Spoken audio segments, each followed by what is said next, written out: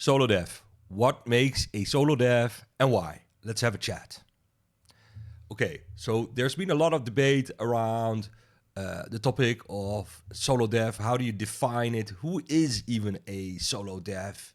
If you go onto our game dev on Reddit, there's a gazillion. Everybody who starts out is by themselves, so they are a solo dev, which is sort of entirely correct as well. I'm a solo dev as well, and let's have a chat about what my feelings about this subject.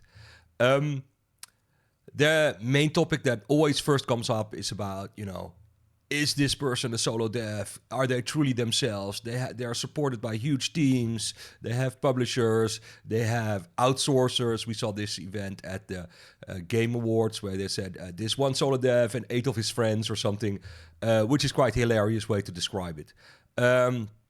Obviously, everybody has a different perspective, and it's somehow very desirable to be a solo dev because I guess it means you're very good at what you do because you don't need anybody else, and that's a place where people want to, end up. This is then convoluted with the with the negativity around auteurship. So we've had these dominant dictatorial type, creative geniuses, and then everybody in the studio they run suffers at their, bad boy behavior, which is horrific. And that I think that discussion got mixed up with the solo dev discussion when it doesn't entirely belong there. Because when you're truly by yourself, you shouldn't be bothering anybody. You should be nice to yourself. So I think that's various conversations coming in, and then there's people getting angry because they take the limelight when they don't deserve it, and everybody dislikes a cheater. There's also this fact that everybody's standing on the shoulders of anybody. We all get supported. When you make a game and it gets localized, people on somewhere else are translating your work. They are part of the effort. When you make a game, generally you need to test it, get quality control in. There's agencies for that. Your publisher might do. Those are valuable people. They are part of your conversation. If you're not listening to them, not having a conversation with them, then you're making a mistake, even if you're by yourself. So I agree. True solo dev, where it's just one piece person and they do everything, is very unlikely. I myself use a publisher, talk to QA a lot, have Benedict Nichols who makes music for me. So there's always a group. And I've always find it sort of interesting that when we look at music, we say, well, this is a band. Clearly it's a band. And then one of the musicians goes solo. But they're still playing with the band. It's just their album. So there we can accept some definition of solo dev, which I find interesting, which I want to dive into with this video. Where I said, okay, there are ways where we can just say solo dev exists. It's not hurting anybody. It's not, forgetting anybody. It's not, ingrateful to the people that support you, and includes everybody as well. I think we can do that. I think it's a worthwhile discussion instead of all this negativity around it. So let me start off with how I define solo dev. So for me, I would say solo dev defines a creative, personal exploration. And anybody that knows me is that exploration is perhaps my most favorite word in all of this context. And I think that it is for me, it's a great definition. It is my personal creative journey. And I'm doing that journey without a team. I am here making those choices, designing the game, exploring where it needs to be, and there's no collaborators in that discussion for the vast majority of time. That is my situation. That is where I go, that is what I say, that's my domain. And truly so, when I do the music, that domain opens up and it's no longer a solo effort because the composer comes in and he has to make the music, so we have a conversation about it. And in that case, I always try, and I hope Benedict Nichols, my composer, can sort of verify that, to provide more than enough space for someone else to have their sort of private creative journey within the confines. But that's still a different relationship than truly the work he does by himself. So I do need to acknowledge that. So it's always going to be a porous definition. So there's always holes in it. But for the most part, I think personal creative journey is a good way looking at it. You might find collaboration or input, but nobody else is making the decisions on this project. You are exploring unfettered, as it were. So I think that's my perspective from the start of it. How is that different from a team? I think that's when I worked in teams, it's super different because I will go off on a tangent and that's it. You know, yesterday I was making a upgrade system for this one super big unit. People had requested, and I thought, well, okay, made this upgrade system. Can I upgrade everything else? And I said, okay, I might be able to, and then I start doing it. There's no manager there. there's no practical limit there. It's just exploring it. I've done the same with, you know, the way I was making a flying game, and I had a bit of an ocean, and I just spent a month doing little sails because I enjoy sailboats. I thought, well, now that they have the water shader, I might as well do it. And then suddenly I had an interactive sail system, and boats were part of my game design, which I had no idea of. So that becomes a fundamental part of my world. That's a meandering river, I call it. You know, the river of your creativity it's just going back and forth and float, and it's not being constrained. You know, I try very much to not, you know, focus on the end destination, but on that creative journey. And when it goes off into a tributary, I'm there for it. I go into it. You can't do that in teamwork because, you know, in teamwork you need some sort of guidance, you need an end goal, and everybody needs to know where they're going. I think that's the main thing. I can go, hey, I'm going to the right, bye. If you do that in a team, other people will get frustrated. Say, hey, I thought we're going to the left. Why are you going to the right? Are you going to the right by yourself? The rest of the team wants to go to the left. Either way, that solution is going to be conflicted because I wanted to go to the right. So either I get disappointed or the team gets disappointed. So you have to find common ground. And that common ground means you think ahead, you prepare, and you have guardrails in place to keep the process going. It isn't, anyway, especially in sort of Scrum, Agile, whatever, you know, Jira-based stuff, it's not super explorative. We can put in, you know, special sprints and forget all the terms, you know, where you can investigate and iterate. I found that rarely happens because once the train is rolling, it's a train on the rails and it needs to get to the end station. And all the stakeholders, so the people who are paying for it or running the risk or have their reputation taken on, they need to get to the station. And that becomes the overriding concern. And really good people make great processes out of this for super satisfying team processes where everybody can be creative. But it comes, we're creative now, and then we're producing, and then we're creative again. And it still becomes a train because it has to be.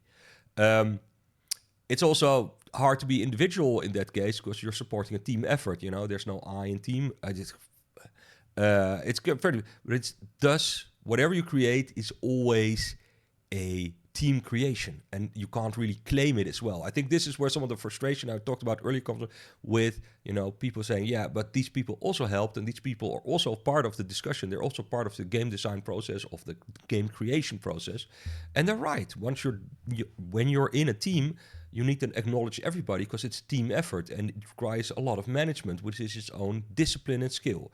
So it's certainly not individual. And when we try to put individual labels on it, you end up often with these dictatorial, frustrating situations where someone is in control. And, you know, it comes like a trickle-down decision-making process. I think that's why it's rare where you see true creative geniuses be very good at steering a team. That is I guess that's a fight I always lost. So I suck at that, and I am happy not bothering anybody because I'm solo. I think that's the decision I needed to make before I became like that. The other thing that's always, you know, when something is unpredictable, like, you know, you're by yourself and you're going, I want to explore this new tech, this new shaders, how it can affect my game, and then go off. That's super risky. You don't know how long it's going to take. You know, you can't scrum that. You know how many Jira posts are that? How many user stories? I don't know. You know, I'm just going off. So it's risky. It's unpredictable and risky. And if that's in a big company outside of a artistic creative setting, that becomes very hard to make space for. And I you know, there's books written about it, how they did it at Pixar or whatever. There's all these companies taking fairly extreme measures to get people in this creative explorative space within the confines of a big team. And it's a space you naturally fall into when you're by yourself. At least I hope so. Because that's the next thing to talk about. What does it mean if it's a solo dev is a personal journey? For me, it means that creative journey you are going on, trying to explore what the game looks like, how it might be, find new interesting corners. That explorative journey transfers to the game. It transfers to the players. I figured out, I love making ships. I made some tech for ships. Okay, I've got to make some ship gameplay. And that journey of sort of weird, disjointed, that river you're going on through the development is the river the player is literally following in a true solo dev game. Because you are exploring, or in my solo dev games, let's put it like that, you are exploring with the designer how they came to certain conclusions. And you go, hey, why is there a giant flying eel in here? Apparently that is part of the journey and something weird happened. I think that's part of the joy, and that's something that a solo developed game or a personal creative journey can offer in game development that generally may get lost in larger games or is harder to achieve in larger teams. It is very much the core why I think this is especially powerful in games. Because that has to do with the explorative learning that is at the base of this. So explorative learning, how does that relate to solo dev? The natural way we as human beings and even animals learn is by trial and error. We try something and then it works or doesn't work. And that may hurt. If you're trying to hunt and you're a lion trying to grab your first baby gazelle or something, it might fight back or its parent might kick you in the face. And learning is painful. So learning is a painful process if you do trial and error. But what we can do is play fight. That's what little dogs do and puppy lions do. Cubs, sorry. They fight amongst each other and they learn how to hunt without the consequences of being hurt. This is actually what playing is. So playing for us humans is how we learn. We have trial and error without the consequences. We go to school, we don't lose our jobs when we make a mistake, or we do sports, which is also a form of play. We learn teamwork without it being, during the hunt or during a war where there are real consequences. So playing is a form of trial and error learning through exploration without real-world consequences, which is very close to how I describe the creative process which you can go through as a solo dev. You are learning by exploring without much consequences, without the restrictions of real-world consequences to your job, to your team, to your status, or to the deadline of the product. That is, for me, a super interesting link. Why perhaps solo dev is so contentious and why it's so wonderful and why I want to defend that term. It is about that creative, explorative learning journey. You are learning through exploration, and that journey is fantastic. You see things for the first time. And like I said, Solodev is truly that personal journey, and that exploration becomes part of the player's journey. It affects the player because it's also seeing things for the first time, and you get to do things differently because you're freshly approaching a new subject. It always becomes a new solution. This is also why I'm never getting rich from solo dev, because every time I have to find something, I have to sort of make a new way to do it because I have no clue how to do it, or I haven't figured out how to do it. So I'm sort of wall bashing my way to a solution, and it's never going to be the best solution, because the best solution happens when something gets discovered and then someone makes it 100 times. The thousandth inventory you see in a game is going to be the best one because it has all these lessons to learn on. And it's also the solution a big team will go for. They will go, hey, look at all these inventories in other games, which is the best one. Let's copy that. That's how a lot of modern game design works. But when you're by yourself, you can say, oh, I need to do some sort of inventory. I don't have the means or the resources, which is a secondary thing to Solodev. You don't have the resources to make that giant inventory, so you're going to figure out a new way to do it. And it might be malformed or weird, but it's going to be a new way to do it, your way to do it. and it's going to exist. And for a player, it will be a new way, and it will be different from the interface or the inventory is seen in 1,000 games. And that becomes an attractive journey for people, because people like exploring as much as creating. And we call this game is super creative and original. It's just that. It's just approaching a topic and having different frameworks in which it was created.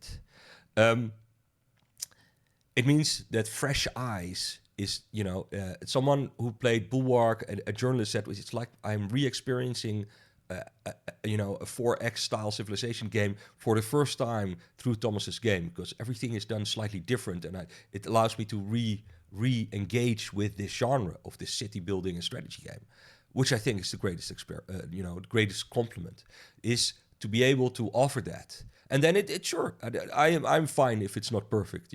I'm stumbling my way into somewhere new, but it's fresh and exciting to me. And it allows for a different relationship between the player and the creator, because we're both on a very similar journey. It's like going, everything's different, and it opens up new pathways. You go, wow, this is really weird. I have to sort of explore how it works, which is exactly the energy with what the game was created with. This is, for me, it's fantastic, because it allows me, like in the Falconeer, to take certain themes which are subconscious for me, this conflict between chaos and anxiety and wanting to be free, which was the theme for the Falconeer, and allow people sort of be in that open explorative space, be open that such themes can be there intentionally and unintentionally, because your relationship with the creator becomes quite personal. So when I put in an ocean that's really dark and moody, with moody music, and you're flying away with this beautiful bird, and the contrast is this golden, it becomes sort of discomforting. And it's the same discomforting I feel when creating that, because it's exciting and new, and somehow these things came together. So I think that is I what's called it connective resonance, but that's how do you call it, a bit pomp for saying, we can both be in the same mental state at the same time and sort of sense a little bit of the person on the other side of the screen. I think that's super exciting, and that's what a solo dev made game can offer, that's different to team created games. And hell, that's super addictive. There's nothing like it. So let's go to the pitfalls of being a solo dev. I think one of the things that I see a lot, and why I wanted to make this video, is that young designers, they come in and they have dreams. They have visions of the game they want to play. They have their great, their dream game. This is this term that comes back. What's your dream game? As a solo dev, I don't have a dream game. That was the big discovery. That becomes a, how do you call it? A obstacle. Because if you fixed your point on the horizon, you can't diverge. Everything becomes straight. You're trying to be like a team. Get to there. How do other games do it? What's the best way of doing it? And everything becomes a replication of games that already exist. So this is a huge trap when you come in and you say, I have a dream game. So I call that, if you go to design school, where they call kill your darlings, where you said, kill what you love. Look at it and don't be emotionally attached to what you create, because you need objectivity to say if something is good or something is worthwhile, and then you need to cut it if it isn't. So saying it's a dream game is also this huge emotional link. I've dreamt about this since the first time I played World of Warcraft, and I want to make, an MMO with this and that experience. And that becomes, it becomes the noose you hang yourself with as a designer, because it's a straight road. And then people, it becomes an unclimbable mountain. So I'm not saying this that you can't have your dream game. You don't know what your dream game is yet when you start out. You have no idea what's out there to explore, and the exploring is the part that's going to make you special, and it's going to be part of your success, or at least in my experience. It is thus also not just kill your darling, but also kill your expectation.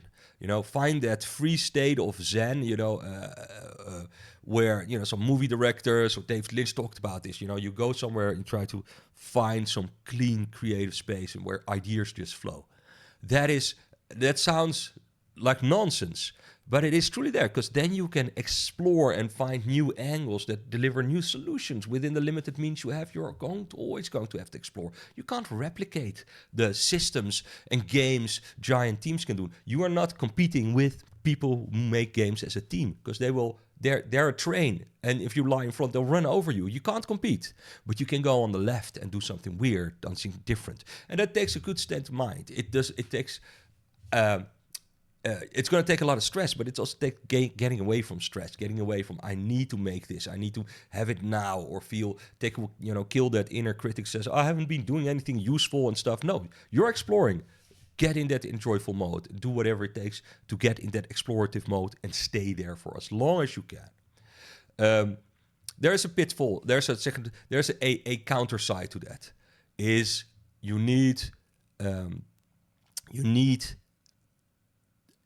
let's call it the pendulum of professionality. If you're completely freewheeling creative genius, you can't make games, because games are highly technical products that require a bunch of stuff to work.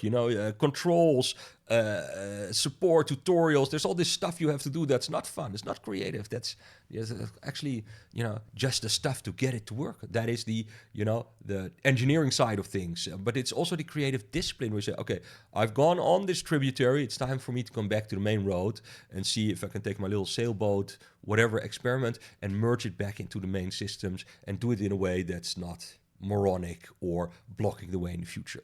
Because that is what can happen. You can block your own ways if you're stumbling and if you're not clean. So you have to have a clean process. You have to have a skill, and you have to be able to look ahead and see where I'm going. It's not excited. It's fair. I'll take that tributary. I don't take that then. That's blocked off. Let's not get there, because I'll get stuck. For that, of course, experience helps. And let's talk about that. Brings us to the next topic. And the journey from a hobbyist or a beginner of a young designer or fresh designer to becoming a solo dev. It's always important to prefix it. Don't do as I do, because I took 18 years, and that's ridiculous. Just to get there in the game industry. Everything I say it works for me. It might not work for you. There is 1,000 ways, people doing a lot of different things in a lot of different genres that have different rules. But for me, if you're interested in this creative sort of exploration of having explorative learning as your creative pathway, I think it's important that you join a team. So that's the first learning. If you really want to become a solo dev, you really need to learn from other people. Why? Because you need that experiments to manage that pendulum of professionality. To say, hey, I might get stuck here. This is not a tributary, nor not a river I want to go on, because it's too big or it's too dangerous. There is always code or art that you can't create because you're not a team. And then you need to avoid that. Even though, you don't have any expectations, you want to get to where a game becomes born. So you can't get stuck. And you need experience. And that experience is not gained from being by yourself, because then you get that self-referential. You'll get lost forever, if I stay in my own analogy. So taking your time to learn from teams, learn from other people is essential. It will give you discipline to continue and release games, because there's this entire side of engineering and marketing, and that also needs to get done. That isn't the creative faffing about. And you need that predictive capability to say, well, okay, this is going to take me this long, or it's taking me too long. This is a dead end. Let's pack it up and move back. So these are the things you can, I think you learn the fastest from a team setting, where other people have done this, where you learn, the right way. I know I hate that, because I'm the one who said, don't do the right way, do your way. But it's very handy if you want to be free and explorative, if you actually know the right way, if you know how something should be done, so you can, you sort of know what you're avoiding or what you're trying to work around. So that is definitely a gift if you can that. And you should take your time. I don't think... it's a very lonesome profession to be by yourself. It's very, it's kind of crazy. So enjoy when you're around people. If you can find a team, it will help you. And take your time. There's no need that there is so much to learn on the engineering side, on the art side, before you get obsessed, with this creative journey. Some people do it early, some people get it in middle life, like me. I spent 15 years in teams. Could have done it a little bit faster, but take your time. Don't go out saying, hey, I want to make my dream game. I want to be this Solodev, and I want to be this creative free play. Those skills and that, it takes a lot of time to learn how to kill your darlings and to, become objective about your own world and to work and to be able to judge and analyze it. And I think it's also important to say, go solo when you're ready for it and when you need it. Because I didn't need it for a long time because I am not antisocial. I do enjoy working with other people, and I still enjoy working with people that help me, maintain this creative bubble and that support me and are essential. But as I got older, I needed more space. There was more in me about the world that I wanted to bring outside, and I felt at some point I was just ready. But I don't think I might have wanted to be ready when I was in college or when I just started, or we just started the studio and was just 4 of us trying to make a game. You could have dreamed of that, but I don't think I could have done it without the experience and the time and the failures. Because that's the one thing about, if you're on this journey, if you're exploring, if you're learning, and you're doing trial and error exploration style learning, you're going to fail. And failure, is sort of essential. So I think people that, that's a little bit of a side thing when they're trying to be a solo dev and the game fails and then they're so despondent. I would be despondent. I've been despondent. I've seen my hopes and dreams crashed. But you move on and you do another one and it's better. And then you forget the previous one. But you can't see that yet when you're starting out. So I said the failure's all right. It's just a step. You're just making a road of your career as a solo dev, one brick at a time. And that's truly it. Every game is one brick on that road.